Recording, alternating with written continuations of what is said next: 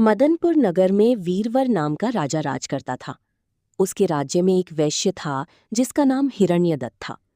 उसके मदन सेना नाम की एक कन्या थी।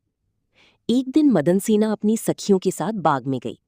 वहां संयोग से सोमदत्त नामक सेठ का लड़का धर्मदत्त अपने मित्र के साथ आया हुआ था। वो मदन सेना को देखते ही उससे प्रेम करने लगा। घर लौटकर वो सारी रात उसके लिए बेचैन रहा। अगले दिन वो फिर बाग में गया। मदन सेना वहां अकेली बैठी थी। उसके पास जाकर उसने कहा, तुम मुझसे प्यार नहीं करोगी तो मैं प्राण दे दूंगा। मदन सेना ने जवाब दिया, आज से 5वें दिन मेरी शादी होने वाली है, मैं तुम्हारी नहीं हो सकती। वो बोला, मैं तुम्हारे बिना जीवित नहीं रह सकता। मदन सेना डर गई।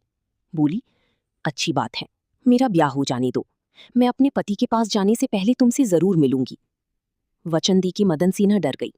उसका विवाह हो गया और वो जब अपने पति के पास गई तो उदास होकर बोली, आप मुझ पर विश्वास करें और मुझे अभयदान दें तो एक बात कहूं।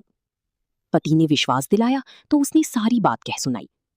सुनकर पति ने सोचा कि ये बिना जाए मानेगी तो है नहीं, रोकना बेकार है। उसने जाने की आज्ञा दे दी।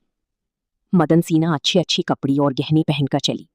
रास्ते में उसे एक चोर मिला। उसने उसका आंचल पकड़ लिया।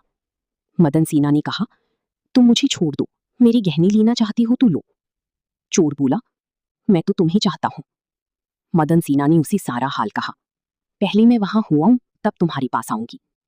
चोर ने उसे छोड़ दिया। मदन सेना धर्मदत्त के पास पहुंची। उसे देखकर वो बड़ा खुश हुआ और उसने पूछा, तुम अपने पति से बचकर कैसे आई हो? मदन सेना ने सारी बात सच सच कह दी। धर्मदत्त पर उसका बड़ा गहरा असर पड़ा। उसने उसे छोड़ दिया। फिर वो चोर के पास आई। चोर सब कुछ जानकर बड़ा प्रभावित हुआ और वो उसे घर पर छोड़ गया। इस प्रकार मदन सेना सबसे बचकर पति के पास आ गई। पति ने सारा हाल कह सुना तो बहुत प्रसन्न हुआ और उसके साथ आनंद से रहने लगा। इतना कहकर बैताल बोला, ही राजा, बताओ, पति, धर्मदत्त और चोर, इनमें से कौन अधिक त्यागी है? राजा ने कहा, चोर।